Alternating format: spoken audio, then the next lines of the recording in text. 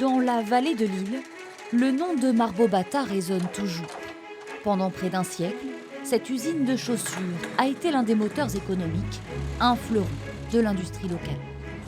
À son apogée, on a eu sur 2 sites, parce que l'îlot était trop petit, donc il a fallu construire ailleurs. Donc sur 2 sites, sur Neuvic toujours, on a eu pratiquement 2000 ouvriers et ouvrières qui travaillaient dans l'industrie de la chaussure. Et on avait une énorme usine qui irriguait tout un territoire en fait. Une vie au rythme de l'usine dans ce que l'on appelait la vallée de la chaussure. Ici, des millions de paires étaient produites chaque année pour de grandes enseignes françaises, puis pour l'armée avec la Ranger, qui deviendra la spécialité de l'entreprise. J'ai fait un échantillonnage du lot, c'est-à-dire que je vais être amenée à contrôler 200 paires. Mais dans les années 80, la concurrence internationale et la délocalisation de la production entraînent un déclin.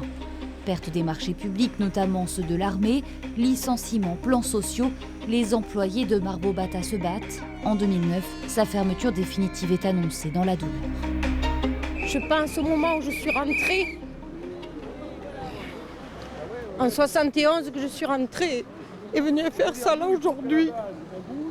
Une mémoire ouvrière, mise en lumière aujourd'hui par le musée André Voulgre de Mussidan.